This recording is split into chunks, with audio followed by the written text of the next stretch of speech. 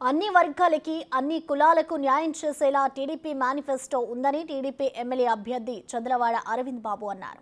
నర్సరావుపేటలో తన గెలుపు తథ్యమని ధీమా వ్యక్తం చేశారు. నర్సరావుపేట ప్రజలు టీడీపీని గెలిపించాలని ఆసక్తిగా ఉన్నారు అంటున్న నర్సరావుపేట టీడీపీ ఎమ్మెల్యే అభ్యర్థి చంద్రవాడ అరవింద్ బాబుతో మా ప్రతినిధి Shiva face to face. Palnadu Telugu Desam party దాదాపుగా ఈసారి విజయం సాధిస్తామని చెప్తా ఉన్నారు. ప్రస్తుతం నర్సరావుపేట తెలుగుదేశం పార్టీ అభ్యర్థి చంద్రవాడ అరవింద్ బాబు మనతో ఉన్నారు. సార్ చెప్పండి, ఏంటి ఈరోజు ఫంక్షన్లకు సంబంధించి పూర్తిగా టీడీపీ కారణం అని చెప్పి వైసీపీ ఆరోపణ చేస్తా ఉంది, ఎట్లా తీసుకోవాలి? అసలు పెన్షన్స్కి టీడీపీకి ఎటువంటి సంబంధం లేదండి. ఇప్పుడు జగన్మోహన్ రెడ్డి గారు ఏంటంటే ఎక్కడ ఉన్నది లేనిది ఉన్నది సృష్టిస్తుంటారు. వాళ్ళు గుడ్డగాల్సిన ఎత్తరేయడం తప్పితే పెన్షన్స్ ఇవ్వాల్సిన బాధ్యత వైసీపీ ప్రభుత్వాన్ని. మరి ఎలక్షన్ షెడ్యూల్ వచ్చినప్పుడు మరి పంచాయతీ సెక్రటరీలు అధికారులు వాళ్ళు ఇవ్వాలి, లేకపోతే ఎంఆర్ఓ వాళ్ళు ఎండీ వాళ్ళు ఉంటారు, వాళ్ళు ఇస్తారు. దానికి వివాదం ఏం లేదు. టీడీపీ వాళ్ళు ఏం చెప్తున్నామంటే ఒకవేళ పెన్షన్ అంటూ పొరపాటున ఇవ్వకపోతే కనుక మా ప్రభుత్వం వచ్చిన తర్వాత పెన్షన్ దీంతో కలిపి డబుల్ పెన్షన్ ఇస్తామని చెప్పడం జరిగింది. ఎక్కడ కూడా పెన్షన్ ఇవ్వద్దని మేము చెప్పాలి. వాలంటీర్ అయితే ఇవ్వడానికి వీల్లేదు, ఎలక్షన్ షెడ్యూల్ ఉంది కాబట్టి. అది మరి వైసీపీ ప్రభుత్వానికి కూడా తెలుసు, అధికారులకు తెలుసు. అందుకే వాలంటీర్లు అయితే పంచడానికి వీల్లేదు. పంచాయతీ సెక్రటరీలు, ఎండీఓలు, ఎంఈఓలు పంచవచ్చు.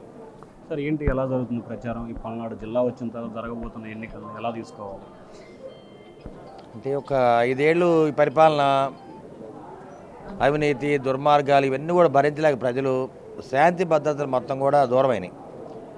అందరూ కూడా ఏంటంటే 5 ఏళ్ళు కూడా భయంతో బతికారు. ఇప్పుడు చదువుకునే పిల్లలు స్కూల్కి వెళ్ళాలన్నా భయంతో బతకాల్సింది. ఎందుకంటే అమ్మ పడుద్దు లేదో, విద్యాదీవెన పడుద్దు లేదో తెలియదు. మరి ఉద్యోగస్తులకు కూడా మరి జీతాలు సరైన టైంలో పడతాయో లేదో తెలియదు. అదేవిధంగా రిటైర్ అయ్యి పెన్షన్ తీసుకొని ఇంట్లో ప్రశాంతంగా ఉండేవాళ్ళు నెల పెన్షన్ రాకపోతే మరి కరెంటు బిల్లు కట్టాలా, నిత్యావసర వస్తువులు కొనుక్కోవాలి, ఇవన్నీ కూడా కష్టం. అందువల్ల ప్రతి ఒక్కరు కూడా ప్రతి నెల భయంతో బతకాల్సి వస్తుంది. అందుకని 5 ఏళ్ళు 2019లో ఎలక్షన్ అయిన తర్వాత అసలు 5 ఏళ్ళు ఎట్లా గడుస్తే భగవంతుడు అనుకున్నారు అందరూ. 5 ఏళ్ళు తెలియకుండా అయిపోయినాయి.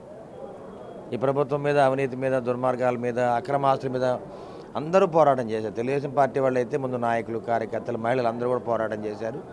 మరి జనసేన పవన్ కళ్యాణ్ గారు కానీ వీర మహిళలందరూ కూడా ఈ ప్రభుత్వానికి వ్యతిరేకంగా పోరాటం చేశారు. అంటే జగన్మోహన్ రెడ్డికి పరిపాలన చేత కాదు అని నిరూపించడం జరిగింది.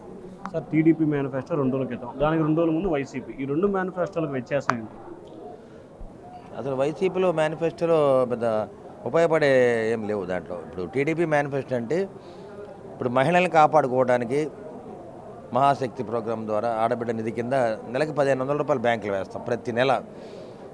మహిళకు అంటే 18 ఏళ్ళు దాటిన ప్రతి మహిళకు 60 ఏళ్ళ లోపల 3 గ్యాసులు ఫ్రీగా ఇవ్వడం జరుగుద్ది. ఉచిత ప్రయాణం ఇస్తున్నాము. మరి రైతులకి 20,000 రూపాయలు పెట్టుబడి ఇస్తున్నాం, తొలకరి పెట్టుబడిగా. మరి చదువుకునే బిడ్డలందరూ కూడా ఉద్యోగాలు కల్పిస్తామని చెప్పడం జరిగింది. అదేవిధంగా మరి వృద్ధులకి, వికలాంగులకి 4,000 రూపాయలు పెన్షన్ ఇస్తామని చెప్పడం జరిగింది. అదేవిధంగా వికలాంగులకైతే 6,000 రూపాయలు పెన్షన్. 100% వికలాంగులు అయితే మాత్రం వాళ్ళకి 15,000 రూపాయలు పెన్షన్ ప్రతి నెల. అదే కిడ్నీ పేషెంట్లకి, రక్తం సంబంధంగా తలసీమ పేషెంట్స్కి వీళ్ళందరికీ తలా 15,000 రూపాయలు బ్యాంకులో వేస్తామని చెప్పారు. ఇది చాలా గొప్ప విషయం. నేను చాలాసార్లు కూడా స్పందన కార్యక్రమంలో ఈ కలెక్టర్ని అడిగేవాడిని, కిడ్నీ గ్రస్తులకి మీరు డయాలసిస్ చేసుకునే వాళ్ళకి తలా 10,000 ఇవ్వండి అని అడిగేవాడిని. క్యాన్సర్ పేషెంట్కి అడిగేవాళ్ళం, ఇవన్నీ కూడా అడిగేవాళ్ళం. కానీ ఇప్పుడైతే చంద్రబాబు నాయుడు గారు మంచి మనసుతోటి ఇవన్నీ కూడా పెట్టడం జరిగింది. అంటే వాళ్ళ ప్రభుత్వం ఏంటంటే ప్రజల బాధ్యత ప్రభుత్వమే తీసుకుంటుంది. ఉచితంగా చదువు చెప్పిస్తామంటున్నారు, కార్పొరేట్ విద్య, ఉచితంగా కార్పొరేట్ వైద్యం చేయిస్తామంటున్నారు. మీరు చదువుకుంటే ఎంతవరకు చదివిస్తారు, విదేశాలకు పంపిస్తామంటున్నారు. మరి ఇంతకంటే ఏం కావాలి? ముస్లిం మైనార్టీ సోదరులకి మరి 4% రిజర్వేషన్ కల్పిస్తామన్నారు. రంజాన్ తోహా, దుల్కన్ పథకం కానీ, మరి విదేశీ విద్య కానుక ఇవన్నీ కూడా అమలు చేస్తామని చెప్తున్నారు. అదేవిధంగా మరి ఏ పథకాలు అయితే ఎస్సీలకి రద్దయిన 27 పథకాలు వాటిని మళ్ళీ అమలు చేస్తామని చెప్పారు. బీసీలకి బీసీ డిక్లరేషన్ కూడా ఇచ్చారు. బీసీ రక్షణ చట్టాన్ని, డిక్లరేషన్ని 50,000 దాటిన బీసీలకి 4,000 రూపాయలు పెన్షన్ ఇవ్వడం జరుగుతుంది. ఇవన్నీ కూడా ఆయన చక్కగా వాళ్ళు ఎవరు అడగకుండానే తండ్రి మాదిరిగా బిడ్డలకి సహాయం చేయడానికి ఆయన ముందుకు రావడం జరిగింది. ఈ మేనిఫెస్టో అయితే ప్రజలకు బాగా నచ్చింది.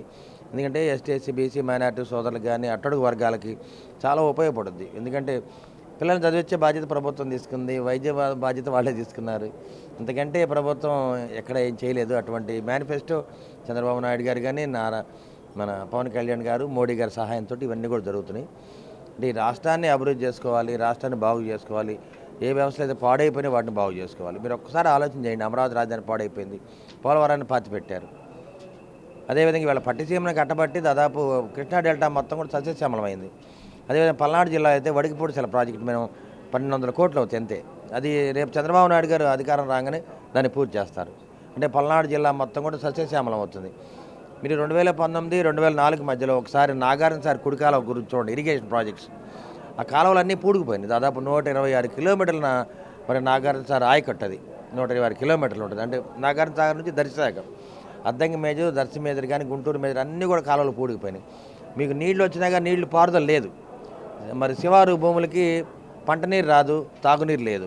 మరి ఇవన్నీ కూడా అసలు ఏం పరిపాలన జాతకాని వ్యక్తి పరిపాలన చేస్తే ఏ విధంగా ఉంటుందో అలా ఉంది. సో ఇది మొత్తం మీద చూసుకుంటే ఖచ్చితంగా ఏదైతే గత కొంతకాలంగా పల్నాడులో ఎటువంటి అభివృద్ధి జరగలేదు, అలాగే రాజధాని లేని ప్రాంతంగా, అలాగే పోలవరం లేని ప్రాంతంగా కూడా ఈ ప్రాంతాన్ని చేశారు. ఖచ్చితంగా పల్నాడులో స్థానికంగా ఉన్న అవినీతి అక్రమాలపై తాను విజయం సాధించి నరసరావుపేట టీడీపీ గెలుపొందని చెప్పి అరవింద్ బాబు అంటారు. Over to studio. For more videos like this, subscribe Big TV channel.